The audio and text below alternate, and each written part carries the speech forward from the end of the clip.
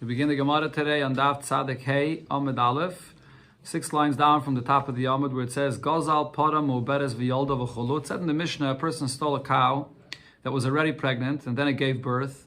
Or another case is a Rachel Tu'una or Gzaza, or he stole a sheep that has the wool on it and he took off the wool.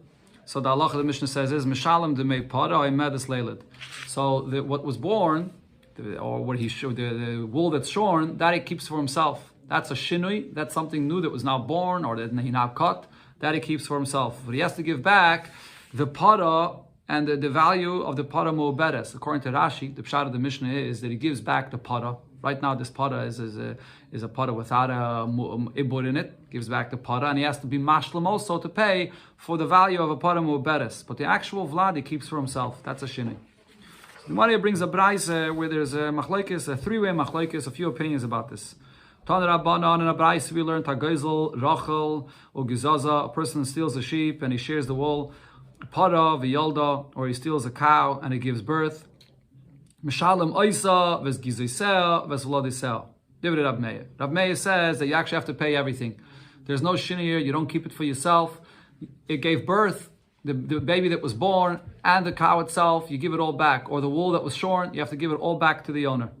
So not like we learned in the Mishnah that what was born you keep for yourself. Rabbi Yehuda says, Gzeile chizeres beina.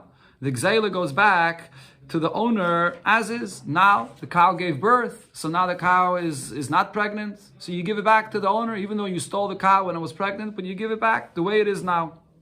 Now Rashi adds that according to Rabbi Yehuda, like I explained before, when you get to the pshat in our Mishnah, it doesn't mean that you don't have to also pay the value of what this cow was when you stole it and it was mu'beres, it had more of a value in it. You definitely have to give back that additional amount of money as well that it was worth before, right?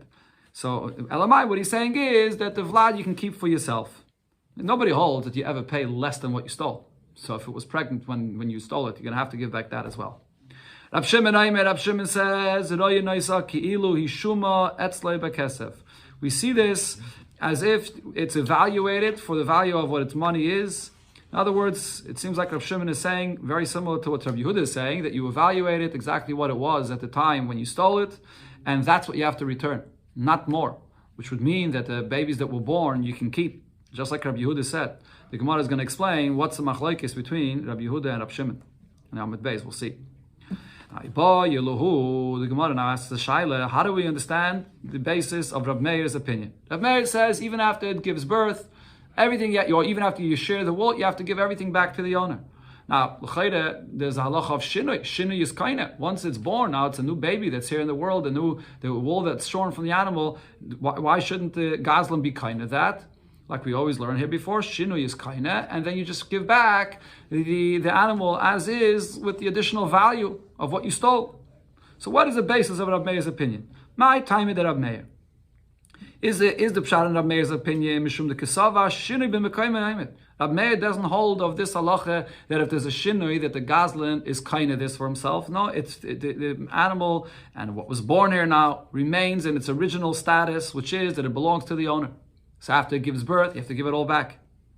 Or maybe that's not the basis of Rab Meir's opinion. Ba'alma shinui kaina. Really, Rab Meir generally holds that if there's a shinui in what you stole, if there's a shinui regarding different halachas, we learned before, there is a kinyan for this.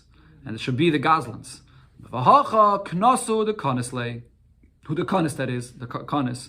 There is a knas here. El Chachamim said that according to Rab Meir, the Chachamim made a knas that you have to give back even the baby that's born, the wool that was shorn, you have to give it all back to the original owner. But it's just a knas, even though Menat Torah, really he should be kainet. Says the Gemara, L'may nafka mina, what's the relevance, what would be the practical difference if this is Menat Torah or Midrabanan? L'heiche the kachashem makchish. If what happened over here is the animal that you stole lost its value, it became weaker. So the question is, in such a case, what's Rab Meir going to hold? Do you give the animal back as is? Because shinui b'mekayim, meaning even if there's a shinui in the condition of the animal, it doesn't change the status of that it had, which is it's owned by its original owner, and you give it back even though it's weaker. That's if Rab Meir holds that there's no inyan of shinui, that you should be kaina. But if you say that Rab Meir holds that really you're kaina with shinui, Elamai, there's a knas when a baby's born, and there's a new value of a baby here, that you should give it all back. But over here, when it gets weaker, over here, the animal, there's a change in the condition of the animal, you're going to be kind of the animal, and then you have to pay back the money, only the value of it, the way it was when it was stolen. Toshama, so the Gemara says, let's bring a raya here from what it says in the Mishnah on the next blot. Gozal beheme viskina. You stole an animal, and the animal got older and weaker. So here, this is a case where it's a shinui in the condition of the animal that the person stole, but the shinui is that for the negative, that it got weaker. Or avodim v'eskinu, you stole slaves of someone, and they became older and weaker. Mishalim kishas gzeila. You have to pay their value that they wore at the time when you stole. What the Bava Kama here is saying is that because there's a change in the condition of what you stole, so you're kainet, the actual behemoth or the avodim becomes yours, and you pay the money, the value of what it was at the time when you stole, not the value that it is today. Rab Meir argues regarding one case. When it comes to slaves, that he gives back to the owner as is, even though now it's weaker and they're weaker and older, he gives it back as is. He doesn't have to pay the money of it as it was when the time when he stole it. What's the explanation? Why is Rab Meir arguing only b'negei to avodim? So Rashi says, we'll see soon in the Gemara here as well, that avodim, Rab Meir holds, has a din of karka. We had also before in the Gemara that there's the psukim you'll learn out from a klal prat to klal that a eved kanani has the same halacha like karka itself. Now by karka there's a halacha you can't steal a piece of land. A piece of land is where it is, and there's no kinyan of exela. Wherever the karka is, it always belongs to the original owner, and you have to give it back. So Rab Meir is saying that when it comes to avodim, even if there's a change in their condition, it doesn't matter. It always belongs to the original owner like a karka, and you have to give it back as is. Or he could give it back as is, even though now it has less of a value. So now the Gemara is medayek. Rab Meir is arguing only regarding avodim. V'ilu behema k'shas gzeila.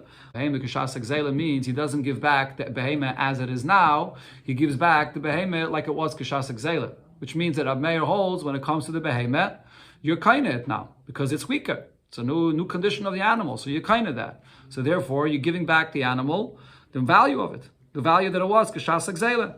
So we see that Rab Meir holds the animal itself you keep. The animal itself you keep. Yeah, money, you give back money. Kishas exela.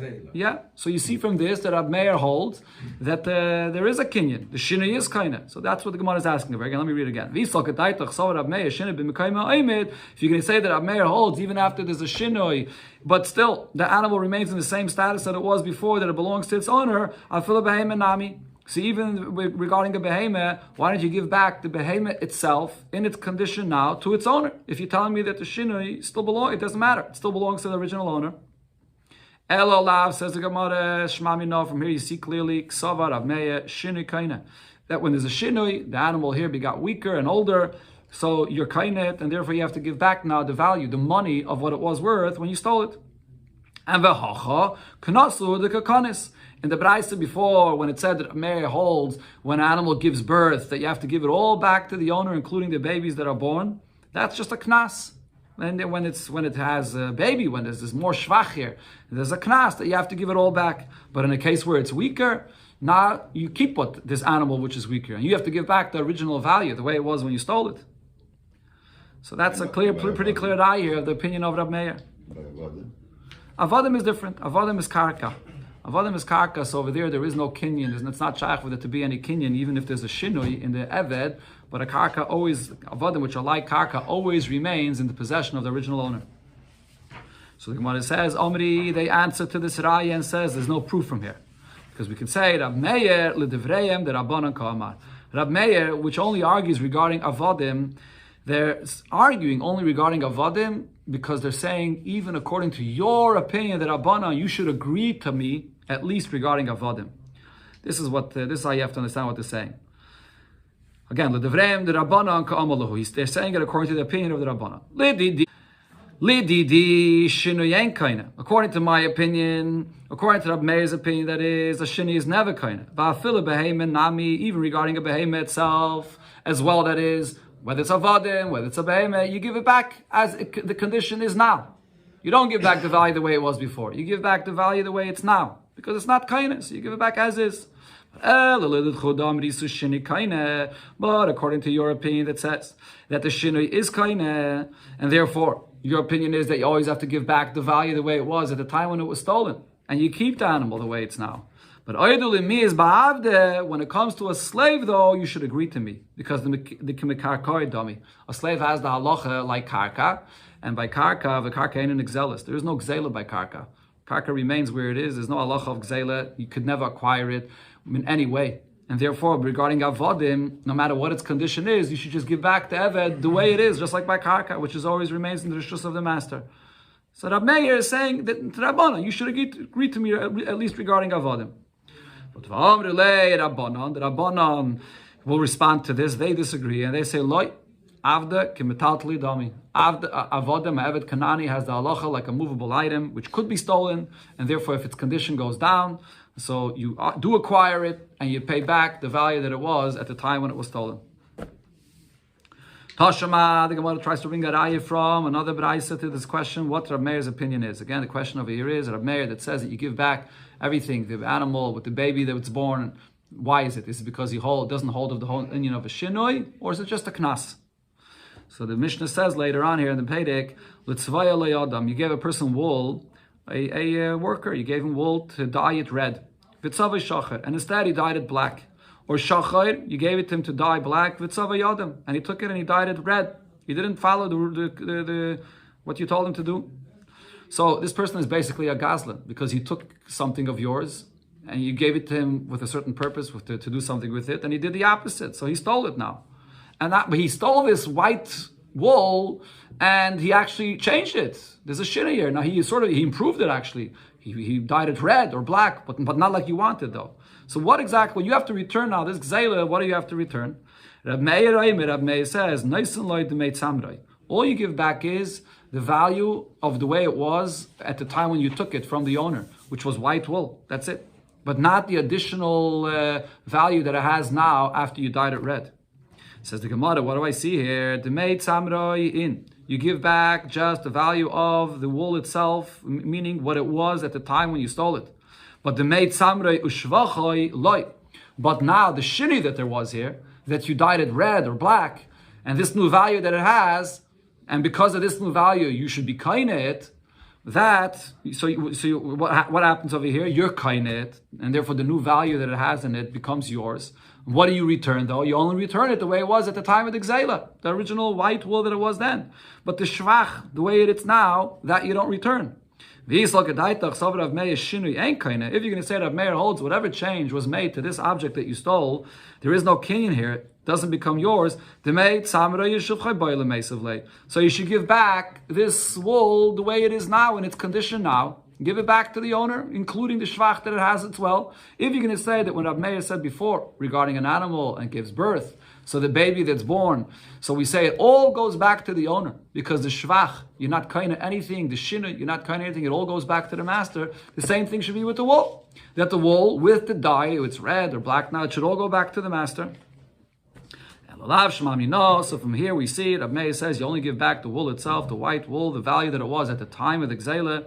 We see Rab Meir holds shinu kaina, that when there's a shinoi, you're going to be kaina this. And v'hacha knasu the kakanis shmamina. And over here, specifically when it comes to the case before by gozal part of v'yolda, over there in that case, there's a knas that you have to give back, the animal with the baby that was born, you have to give it all back. Dafka over there, that there's that kind of a knas. But over here, Narashi explains over here, in this case where he dyed it red or black, not like the owner told him, this is a shaygig. He didn't realize, he didn't know that the person was makpid, that he wants to have dafka this color and not another color. This is a shaygig. And because it's a shaygig over here, the knas does not apply. That's the maskan of the Gemara. Even Rab Meir holds, like all the Tanaim that we brought before, that all hold that when there's a shinoi in a chayfetz, in an object that you steal, you really kain it, and really you should give back just kishas gzela and not any additional value that there is there. But over here there's a knas. There's another version over here to this whole discussion, this whole shaila that we had, that according to Rab Meir, the shaila that we asked before, what Rab Meir's opinion is. Does Rab Meir hold that a shini is kaina, or does he not hold a shini of kaina is kaina? That was never a shaila. Why not? Because because Rav actually switched the opinions of the Mishnah that we quoted here, which is a Mishnah on the next blot, and Vitani, and he learns in that Mishnah, again, the Gemara quotes the Mishnah says, there Gozal Para V'Iskina, or Gozal Behema V'Iskina, he steals an animal and it got older and weaker, or Avadnim V'Iskinu, he steals slaves and they became older. Mishalim Kishasak Zela, you only have to pay according to the value that it was at the time when you stole. Divrei Rav Meir. So Rav was guided over here that this is Rav Meir's opinion. Before we had that was Rav Yehuda's opinion. But here it says this is Rav Meir's opinion. So Rav Meir is the one that says that a shinui is kaina. And therefore whatever condition it is today, it's weaker, that you keep. And you have to give back the value that it was, the money of it at the time of the Gzela. So that's clear. Rav Meir holds that the shinui is kaina. That's not a shayla b'chlal. Then the Chachamim argued on that, and they say, when it comes to an Evet, as we explained before, because Evet Kanani is compared to Karka, so that you can never be kaina, even if they get weaker and their condition changes, it's always in the ownership of the original owner, and you give it back as is. So now, what do we see here? Vadei Rav Meir shini kaina. Rav Meir definitely holds that a shinui is kaina. So therefore, v'hacha. If so, going back to the Braisa quoted before, when Rav Meir says that if you steal an animal and then it gives birth, and you have to give back everything, even the baby that's born, you have to give it all back to the master. Why do you have to give it back? It's a shinui and you're kainit. So over here you have to say knasu the kakonisle. Over here because it gained more. It didn't get weaker. Over here it gained more. It gave birth, and there's more value here. Here there's a knas that you have to give it all back to the master. That's pashat. That's the pshat in Rav Meir's opinion before. So now what's the ibaya though? Kika ibayalon, when there was a shaila about how to understand Rav Meir's opinion, hachi ibayalon. This was the shaila. Kikanes b'meizeh. Do I say that the knas is in a case when there's a gazlan that's intentionally stealing something, and then it has a value of more, it gave birth, and that you have to give back as well? That's when the knas applies. Avol b'shaygig loy kanes. But if it's a case of a shaygig, then the knas would not apply. What's a case of a shaygig? So Rashi says, let's say a buyer. Person comes and buys an object from a gazlan, and b'shaygig he goes and he improves it and uses it, and he didn't know that this is a stolen object. So this is a case of a shaygig where it gave birth or he improved it in whatever way and he didn't realize. So do I say in such a case, loy kanes, over here the kanas does not apply. So since there's a shinui and he's kaina, so he keeps it and you only give back the original value of it was at the time of the gzela. Or maybe no. Afila b'shaygig nami kanes. Even b'shaygig, like this case of a lekeach, and he's unaware, still it all goes back to the original master, original owner that is, including any shvach that this lekeach invested and improved it. It all goes back. So the kanas always applies. Toshema. So the Gemara brings a right to this shaila. It says chamisha goyvin min ha-mechurarin. There are 5 cases where you could only collect from what's available in the possession of this person you're collecting from. This is as opposed to collecting from Mishubadim, what he already sold off, that you would want to go and confiscate from that buyer. So there are 5 cases that you can't collect from a buyer. You can only collect from what's available by this person himself. Ve'eluein, and the cases are as follows. Peiris, u'shvach peiris. When you're collecting the value of peiris and the shvach, the investment that you invested into these for these peiris. This is what the Gemara is actually going to focus on. The Gemara is soon going to explain what this is talking about. This is talking about a buyer that bought a property from a gazlan, and then he invested in it, and fruits grew from this. Now we'll see soon. The Gemara will explain this case. A person that takes upon himself a responsibility to feed the children of his wife, son or a daughter. So if they want to come and collect this payment for what the father promised that they're going to be fed. So you can't collect, this is after the person passes away. And he made up with his wife that his children will be able to be fed from his properties, from his possessions. But from where could they collect this to be fed? Only from the properties that are there available in his possession. They can't come collect from any buyer that bought properties from him and say, oh, he made a deal that he's going to feed us. They can't collect from that. Gemara in Gittin explains this, that the reason why you can't collect from a buyer is because this is a kind of value of money that's owned, there's no set amount of what it is. When a person buys a property and he makes an investigation, does anybody owe this person money? What is this property that I'm buying free and clear, that I can keep it and no one's going to come and try to collect any money from this person? This kind of a thing is a davar she'ein le kitzva. This is to feed them. There's no set amount to this, and therefore this is something that a buyer doesn't have responsibility to have to give and pay for this. And a similar thing, another halacha, that you don't collect from a buyer, only what's available by the person himself. The get chayiv she'ein b'achrayis. When you have a loan, and with a shtar, there's a shtar for this loan, but in the shtar it wasn't spelled out, it wasn't written clearly that he says, I'm taking responsibility that even if these properties are sold off, you should be able to come and collect from them. It wasn't written into the shtar. Or ksubah she'ein b'achrayis, or the similar regarding the ksubah. It wasn't written into the ksubah clearly that she should be able to come and collect her ksubah not only from the husband himself, but even from someone that bought properties from the husband. So because it wasn't written into the shtar, you can't collect that from a buyer, only from the person himself or the husband himself.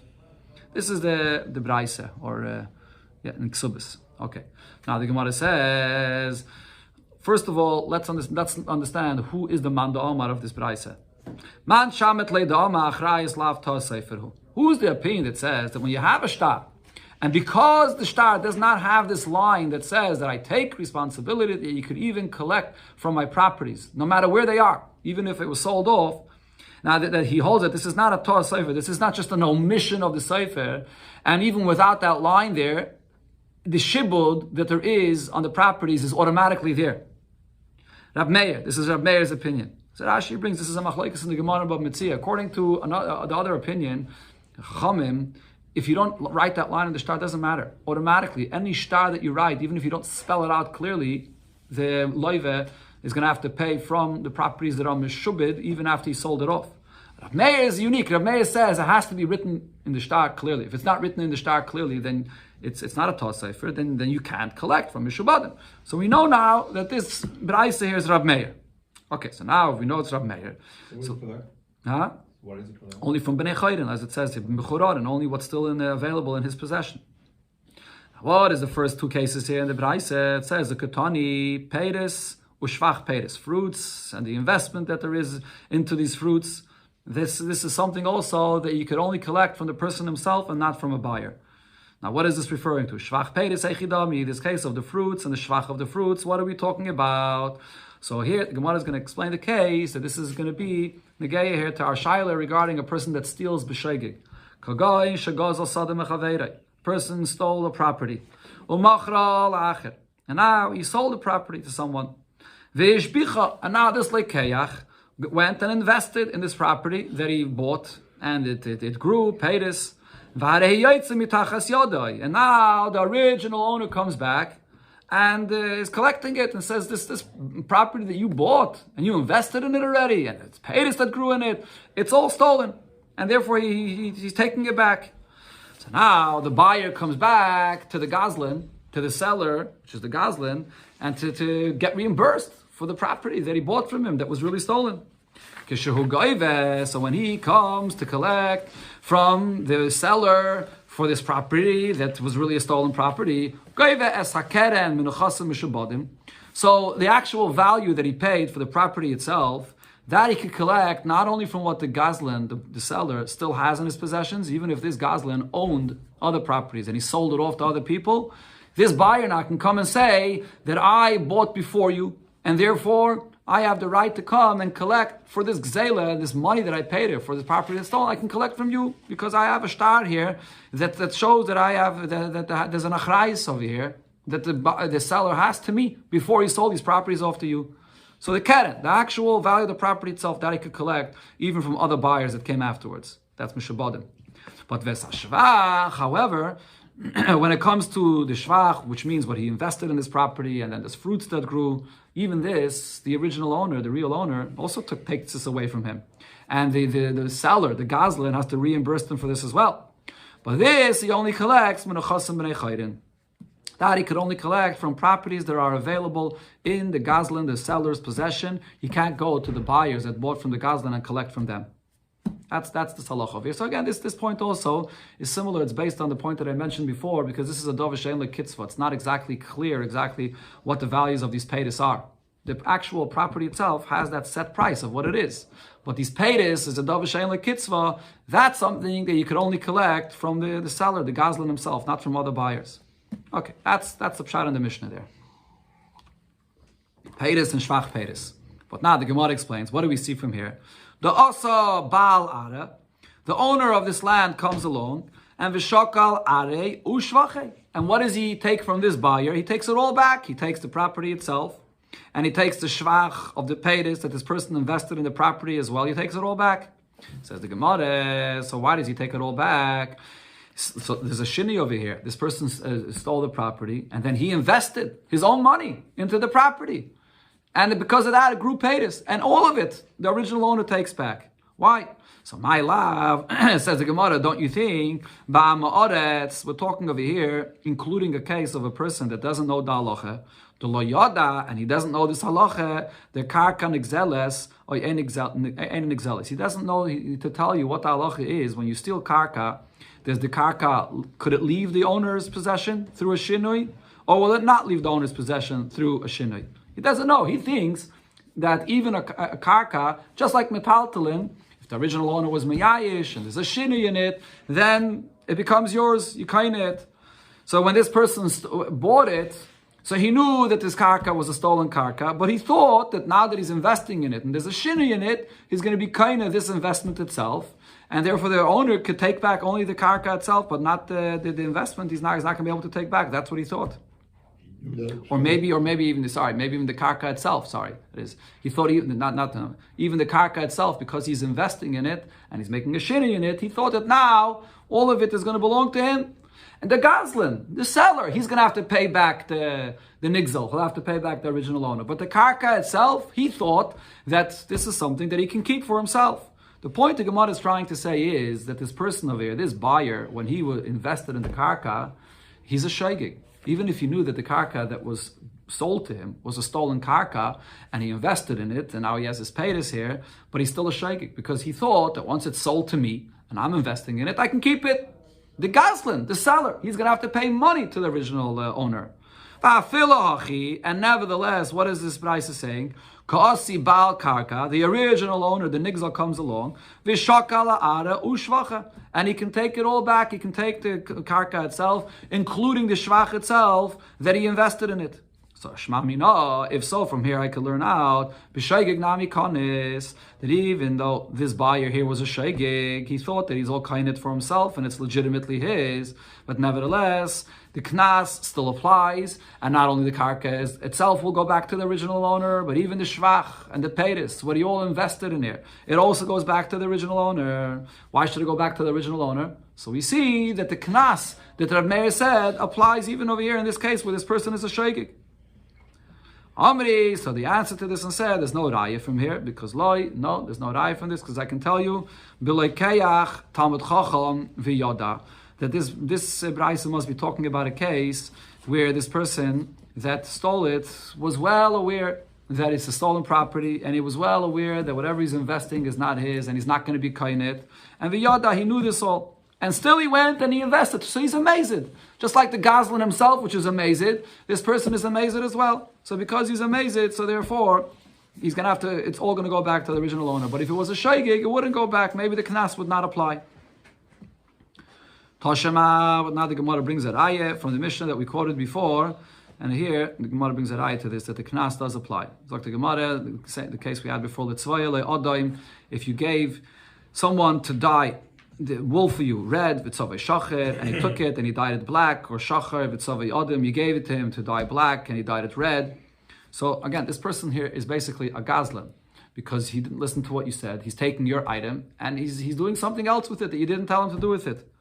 So Rav Meir says, Neisan loy demei tzamroi. You only give him back the value for the actual wool itself, the white wool, not including the additional dye and the color that you put into it now. You only give back what it was originally when you stole it, and you don't give back including the additional shvach that it's now. Whatever additional shvach you put into it, as a result of that, there's a shinui, and you're kain it. So you're kain it and its value that it's now, and you only give back the original value that it was at the time when you stole it. Now, if you're going to say that even in a case where a person did it by mistake, still there's a knas that you have to give it all back, including the shvach as well. You have to give back to the original owner, even though really you're kind it, but still there's a knas that you have to give it back with the shvach to the owner. If so, over here as well,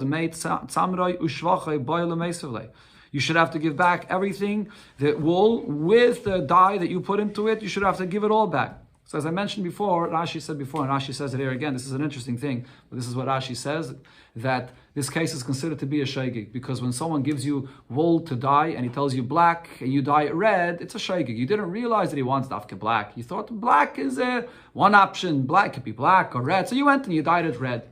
So this is a shaygig.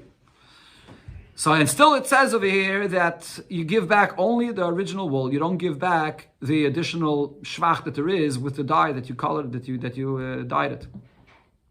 So therefore from here we see that the knas is only in a case of a mezid, which is going back to the original case we had before, when a person stole an animal, he's a mezid, he stole the animal and it gave birth, so you give it back, the animal and the baby, but in a case of a shaygig like this, where the person didn't realize that he's makbid dafka on this color and not another color, that you don't give back, the shvach as well. Shmam, this is a clear ayah to what Rav Meir's opinion is about this. Now the Gemara goes back to what it said before in the Braise, brought before, another two opinions. Rabbi Yehuda says, no, if you stole an animal and then it gave birth, you only give back the animal itself. You don't give back the baby that was born. You give back the animal itself and the value that it had at the time when you stole it, full value, but not the baby born. Then it said, you see it by him as you evaluate it for its money, and that's what you give back. So, my benayu, what is the difference between them? Rav Shimon seems to be saying similar to Rav Yehuda. So the Gemara explains, Rav Zvid says, what they're arguing is, b'shvach sha'al gabe gezela kamiflagi. What they're arguing is, when there's an improvement to this gezela, to this object that you stole. What it means is, the Braise itself was talking about a case when a person stole an animal that was pregnant, and then it gave birth. But over here though, the difference between Rav Shimon and Rabbi Yehuda is going to be regarding a case where you stole an animal that was not pregnant, and then it became pregnant in your possession, in the gazlan's possession. That's called shvach shal gabe gzela. There's a shvach to this animal in your possession. That's the argument over here. What's the halacha with such a kind of shinui? Since this is a shinui within the body of the animal itself, where it's becoming pregnant, do I say there's no shinui of a new baby that's born outside of the body of the animal? A new existence. That over there, for sure, that's considered to be a new thing, a new shinui, that you're kaina. But over here, this is a shvach within the animal itself, that it became pregnant in your possession. So what do you give back now? Rabbi Yehuda savar the nigzal have. Rabbi Yehuda says, this new shvach that's here now, but it's in the body of the animal itself, that it became pregnant. So that's not a real shinui. That goes back to the nigzal. That's what Rabbi Yehuda meant when he said his lashon chizeres be'inel. Besides the halacha that he said regarding the case of the Braise, when it was pregnant and then it gave birth, that Rabbi Yehuda says that you have to give back the value of the animal when you stole it, but the baby itself you can keep. So over here, when there's a shvach within the animal itself that it became pregnant, so because it's in the animal itself, and there's no other animal that was born outside of it, that goes back to the nigzal. That's what he meant beina. As is, now it's a pregnant animal, you give it back now as is. But Rab Shimon Sava, the Gazlan have. Rab Shimon says no. This shinui, that now it became pregnant in the Gazlan's possession, that's considered to be a shinui as well, and therefore he only has to give back the value of the animal the way it was when he stole it. But this additional value that it has now that it's pregnant, the Gazlan can keep for himself. That's what Rab Shimon meant to say, that you have to evaluate it for the new value that it has, and that new value now that it became pregnant belongs to the Gazlan. That's the machlekes. Papa says no, that's not the explanation of the machlekes of Rabbi Yehuda and Rab Shimon. The kul alme, everybody agrees, shvach shal gabig zela, the Gazlan have, that the additional value that we just described when it becomes pregnant in the Gazlan's possession, that belongs for sure to the Gazlan. It's a shinui, even though it's within this body of the same animal that he stole, but it's considered to be a shinui, and he's kind of this. And he only gives back the value of the animal the way it was when he stole. But for Hacha, over here, what's the argument between Rabbi Yehuda and Rabbi Yehuda and Rab Shimon? That is, l'mechze, l'shlish, l'revia, kamiflagi. What they're arguing is half or a third, or a quarter of this new value that's added over here, when it is in the Gazlan's possession, whether there's a certain percent of this new added value that there is, that the Nigzal, or the Gazlan that the Gazlan is, still gets paid. And the Gemara will explain now what this means. Rabbi Yehuda's opinion is, as we just said, Shvach shal gabik zeile, kule de Gazlan have. Rabbi Yehuda holds this additional value that there is over here in this animal belongs totally to the Gazlan, because it's a shinoi. Now it became pregnant, so this new value belongs totally to the Gazlan. That's Rabbi Yehuda's opinion. Rab Shimon Savar, however, Rab Shimon says, Lemechze, L'Rishlish, L'Revia, Hu de Shakal Gazlan. Rab Shimon says, no. That really this additional value has to go back to the original owner, because it's not a real shinui, it's within the body of the animal itself, so really it all has to go back to the owner. Elamai, because this shinui, this shvach happened in the possession of the Gazlan, and he fed it, and it became pregnant in his possession, he took care of it, and he's like a worker basically now, that brought about this new shvach here, so he should get paid a certain percent of what he invested. He fed the animal, and he brought it that it should become pregnant. He has to get paid a certain percent for what he did. So yeah, Itaka all has to go back to the owner, but a certain percent of this new shvach, of this pregnancy, he should get paid for this. And the Gemara says it's either a mechze, shlish, or revia, in every place according to the minig of how much you pay for a person that you give him a behemoth and he feeds it and then it becomes pregnant. So you give him a certain percent of payment. So that percent of the payment, this Gazlan here has to get. This halacha is similar, the Mefarshim say, it's similar to halacha that you find by a yered l'teich stei chavere shalei b'rishus. If you go into a person's property and without his permission, you plant there in his property, you do get paid a certain percent for the investment that you made, even though you did it without a shus. Over here as well, that's basically what happened. This Gazlan stole this animal, and then he fed it, and it became pregnant in his possession. So a certain percent, he gets paid for the shvach that he brought about. That's the machlokes over here. Okay. So that's Rav Papa's opinion. So Tanan, the Gemara asks on this. Is that where I'm holding? By Tanan? Mm-hmm. Yeah. So the Gemara now brings from the Mishnah in the beginning of the Pedic a question on Rav Papa's pshat. The Mishnah said, Gazal Pora, person steals a cow, V'nis Abra Etzloi, and he became pregnant in his possession. This is the case that we were speaking about when there was a shvach, it became pregnant in his possession. But then the Mishnah adds, not only that, V'yolda, and it gave birth. Or Rachel, he steals a sheep, v'nitana, and it grows, and the wool it grows on the animal, v'gazaza, and then he already also it was shorn from the animal. Mishalem kishasak zela. You only have to pay the value that this animal was at the time of the gzela, when it was not pregnant, it didn't have this wool on it. So now the Mishnah over here says the Gemara's medayik yolda in. Over here, when it's saying that you give back the animal as is to the owner, that's only because it already gave birth.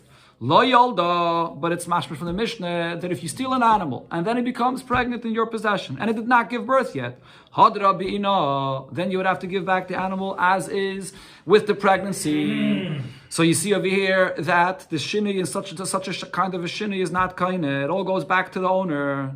So now, according to Rav Zvid's opinion, we can say, so Rav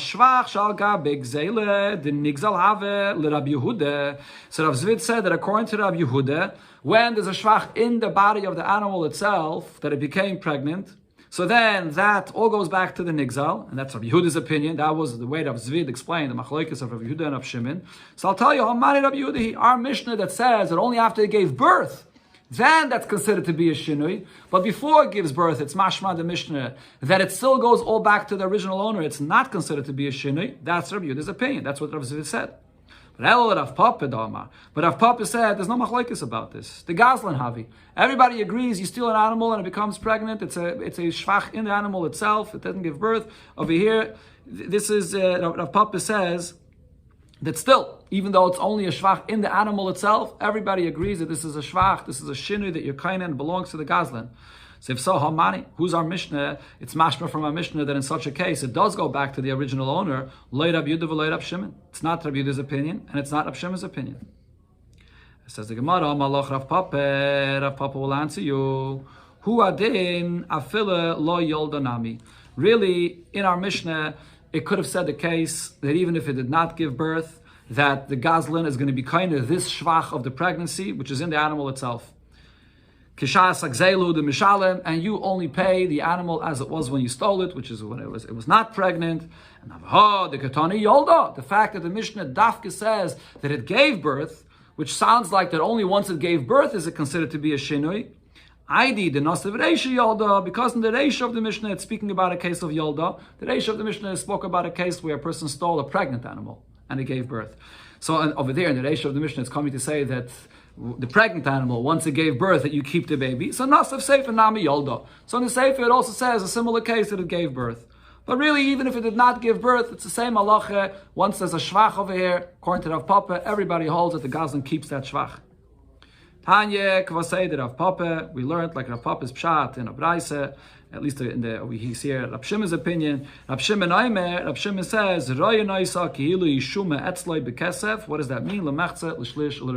What Rav Shimon meant to say is that this Gazlan stole this animal, it was not pregnant, and then he fed it, and he improved it, and now it became pregnant, so he has to get a certain percent of this. Even if we give it back the animal as is to the owner, but a certain percent of what he improved it, whether half, a third, or a quarter, we give the Gazlan. That's what Rav Shimon meant to say. Okay, one more shtickle over here. The Gemara explains regarding this shvach that the Gazlan gets paid for this. Omer Rav Ashi, so Rav Ashi said, Ki avinam bei Rav Kahana. When we were by Rav Kahana, iboyalon, we had a shaila lit Rav Shimon. According to Rav Shimon's opinion, the Oma, lemechtzet, l'shlish, l'revia, who the shakal Gazlan, that the Gazlan gets paid for this animal now that became pregnant in his possession. So he gets paid a certain percent for the work and the investment that he put in. When we pay him for this, do we just pay him money for what he improved there in this animal? Or when it says he takes a certain percent, he can demand to take a certain percent of the actual flesh of the animal itself. It became pregnant in my possession, so he gets actually a certain percent of the animal itself. That was the shaila that he asked by Rav Kahana. And he answered us from this halacha that Rav Nachman said in the name of Shmuel regarding a similar thing. And he said, there are three cases that we have to evaluate the shvach, the improvement that there was here in this property or in this object. And you get paid for this shvach only money. You don't get paid a percent of the object or the property itself. There are three cases, and the same halacha will apply over here in our case. What are these three cases? Ve'elohein, b'chayr lepashit. One case is by a b'chayr and a pashit. What this is referring to is a b'chayr takes a double portion of the inheritance, but this is only the double portion of the properties the way they were in their original condition when the father passed away, but not for any additional shvach that was invested in the properties, and now it grew fruits from that additional shvach. He does not get a double portion from that. So when he takes the double portion of his property, he's going to have to give back to the pasha, to the other brothers that don't take a double portion. He's going to have to give them back their percent from the fruits that now grew over here. But not when he has to give back that percent to the brothers from the new shvach that there is in the properties, that he does not take a double inheritance, he doesn't have to give it back from the actual property itself. He just gives them back money, the value of it.